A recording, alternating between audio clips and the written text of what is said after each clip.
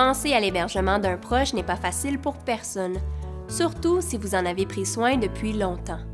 Lorsque votre aidé ne peut prendre la décision de vivre en milieu d'hébergement, celle-ci repose sur ses proches. Cela implique plusieurs discussions et réflexions au sein de la famille. Cette décision peut être parfois difficile à prendre. La décision liée à une relocalisation, que ce soit en milieu privé ou public, est parsemée d'incertitudes et peut rendre le choix déchirant.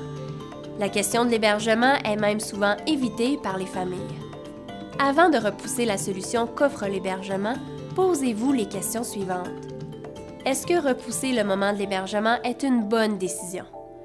Faut-il attendre que survienne un événement qui mettra votre proche ou vous-même dans une situation alarmante? Serez-vous un jour prêt à prendre cette décision? Cette décision est considérée comme l'une des plus difficiles à laquelle sont confrontées les familles. Elle entraîne son lot d'émotions, passant de la culpabilité à la colère au sentiment d'impuissance. Ces émotions peuvent être vécues de différentes façons et peuvent ajouter de la lourdeur au processus d'hébergement. Vivre les étapes du processus d'hébergement est un moment difficile pour tous les aidants. Il est toutefois important que vous admettiez vos limites avant que votre propre santé ne soit en danger. Une fois que la décision d'opter pour une relocalisation est prise, il est temps de choisir le nouveau milieu de vie. Comment choisir la résidence qui convient à mon proche? L'essentiel est de bien connaître les besoins de votre proche. Cette étape doit être effectuée avec l'aidé s'il a les capacités pour se prêter à l'exercice. Il s'agit d'identifier les besoins essentiels pour lesquels une assistance est souhaitée.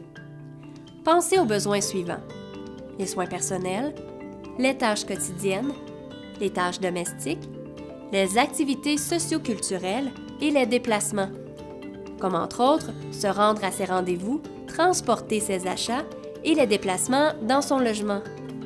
L'auto-évaluation est importante car elle vous permettra de mieux sélectionner les résidences et vous évitera d'avoir des services inutiles.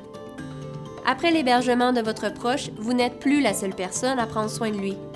Voilà que vous devez composer avec les membres du personnel soignant et les habitudes et façons de faire du milieu.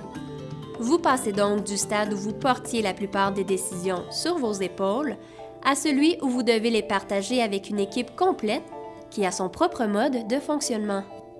Sachez que même si maintenant plusieurs personnes prennent soin de votre proche, votre place demeure aussi importante.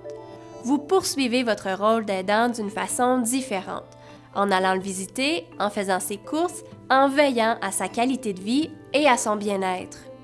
Sachez que le regroupement des aidantes et aidants naturels peut vous soutenir dans cette prise de décision, en vous aidant notamment à valider vos inquiétudes quant aux besoins de relocalisation de votre proche, à naviguer dans le système de santé et à prendre soin de vos relations familiales. Vous pouvez aussi contacter la ligne Info Aidant de l'appui afin de connaître les ressources de votre secteur.